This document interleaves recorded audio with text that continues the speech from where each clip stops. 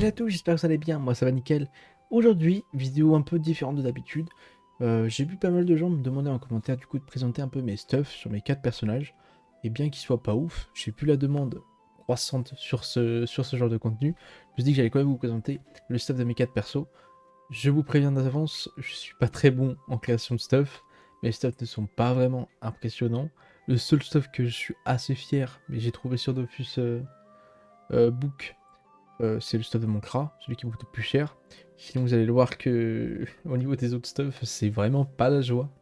Mais bon, du coup, on va sans plus tarder passer à la présentation du Kra en première partie. Au niveau du Kra, du coup, on est sur un multi-do-crit, 11-6, mais j'aimerais bien avoir lock pour passer en 12-6, ce serait vraiment le must-have. Au niveau du stuff, on a du coup une pas de greffe. Attendez, parce que je me souviens plus exactement de ce que j'ai.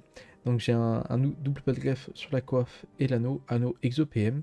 Strigide, j'ai du coup une triple strigide pour avoir le bonus de PA, de puissance et de critique, ainsi que de dommages crit qui sont assez intéressants. Un petit anneau piloster pour la puissance, les dommages, les critiques, la portée, qui est vraiment importante parce que je n'ai pas beaucoup dans le stuff, ainsi que l'exo PA.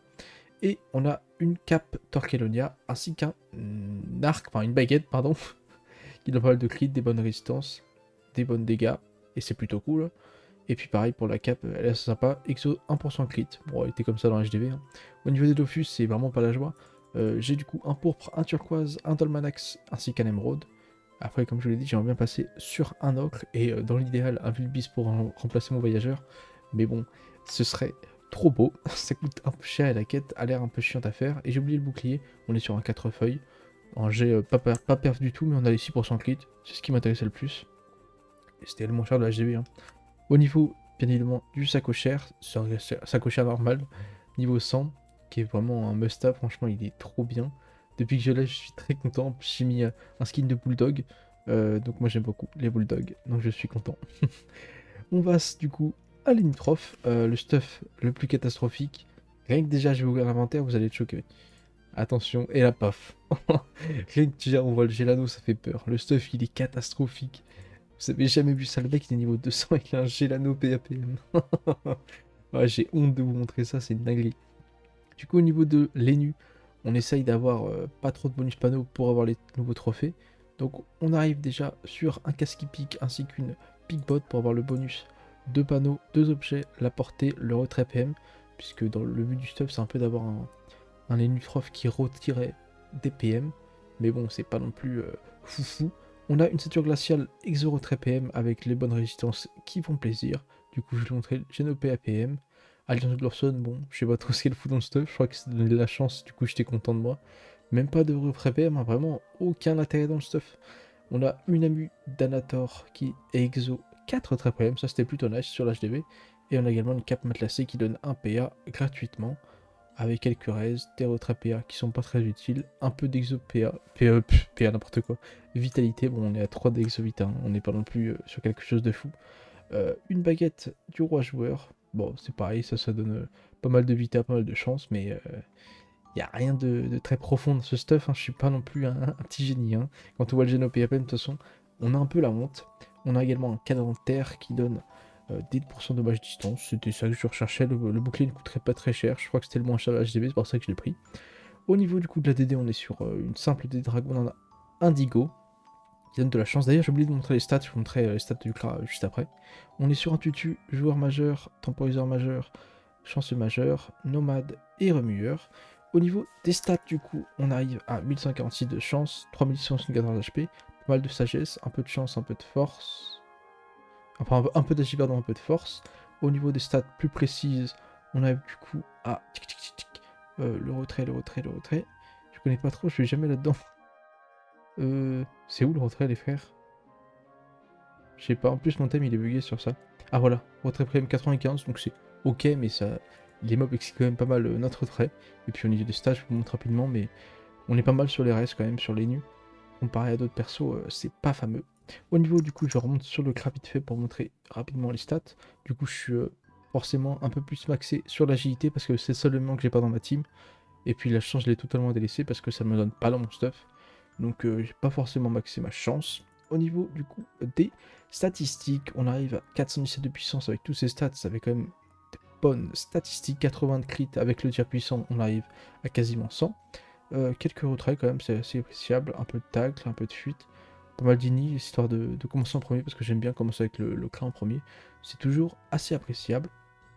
Au niveau du coup des dommages, on arrive à 164 dommages critiques, pas mal de dommages fixes, surtout en air, puisque je vous l'ai dit, c'est l'élément que j'essaye de maxer, 14 dommages distance, et puis au niveau des res, c'est ok, pour un mec PVM un peu clochard comme moi, c'est toujours ça de prix. Au niveau du coup du stuff de Lenny-Ripsa, on est sur un peu un assemblement de petits items qui sont honnêtement pas mal, qui font le taf. On arrive du coup avec un pendatif affamé, qui donne pas mal de vita, pas mal d'intel, des dommages, des soins, des critiques, des PA, tout ce qu'on veut en fait. C'est incroyable, 2% d'exo en résistance terre, l'anonymitas PM qui donne pareil du soin, de la puissance, de l'intelligence, pardon, des dommages, etc. Tout ce qu'on veut en soi. Un anores qui donne pareil, tout ce qu'on veut. Et puis surtout, 2% de reste-feu. Vous allez voir que le stuff de Lenny, j'ai l'impression que c'est un mec qui voulait se débarrasser de ses stuff, parce qu'il y a pas mal d'exo-res un peu partout.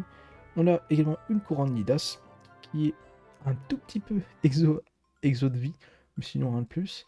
Une cape blondin qui est assez sympa, qui donne pas mal de vita, d'intel, et surtout qui me donnait un PA gratuit, comme toujours, surtout que le Lenny n'a pas beaucoup de PA. Une ceinture séculaire qui donne tout ce qu'on veut. Une botte Innova pareil, 3% de reste-feu, c'est assez sympa. Une DD Emerald des Rousses qui donne 8% de critique, 35 soins, 300 vita. Franchement, ça régale pour le soin. Un petit archon rompu qui donne pareil, pas mal de stats. Et un bouclier de Monkey Poo qui donne 15 soins. Au niveau des Dofus, on arrive à Dofus, Emerald, Dofus, Truche, Remueur Nomade, Guérisseur Majeur et Érudit Majeur.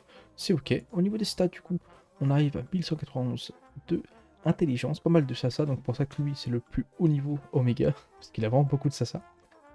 Tac, au niveau des critiques, on a 30, donc c'est ok, pas mal de retraits. Au niveau des soins, on arrive à 217, donc franchement, ça régale, je suis assez content. Même si le stuff est un peu un ramassis de trucs pourris, ça semble plutôt bien. Après, forcément, on peut faire mieux, mais vu mon budget, je trouve que je me suis pas mal sorti. Pareil, quelques dommages crit, 103 dommages feu, mais c'est rien de spécial. Par contre, les Niripsa, il a vraiment de belles raises, 39 terre, 44 R, 17, 16, 13. Donc c'est vraiment un stop que je suis assez fier, sachant que lui, il le fait tout seul. Donc comme je vous l'ai dit, c'est un peu un assemblement de tout ce que j'ai trouvé en HDV, mais ça fait plutôt le taf, hein, franchement. C'est assez cool. Et on passe au dernier stop, le stop du Yop, qui est un stuff vraiment vieillissant que j'aimerais bien changer, parce que c'est pas fameux, tout simplement. On commence par une amulette luminescente, pardon, à 1% de dommage sort, qui donne un peu de force, un peu de chassesse, quelques stats, un Leno Boost, ainsi une ceinture boost qui donne, pareil, pas mal de force.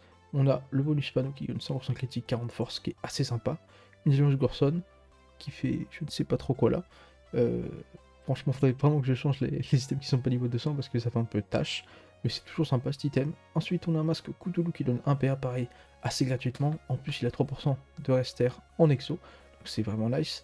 Une capologie, franchement, c'est un item qui est après basique sur un Yop, je pense.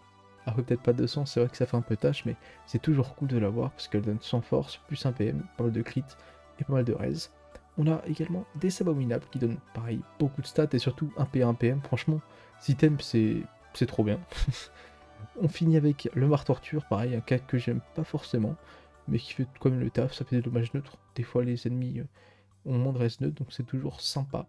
On a un bouclier taverne, forcément. Et puis, du coup, on finit avec un compost qui donne 60 force. Franchement, en fait, pour tout vous dire, la seule chose que je voulais, c'est équiper un, un truc là, comment ça s'appelle, merde, un hurle-dent, parce que je trouvais la monture trop stylée. Et donc j'ai pris un compost avec mon Yop parce qu'il avait pas forcément besoin de vie et j'aime bien faire des dégâts avec le Yop, voilà.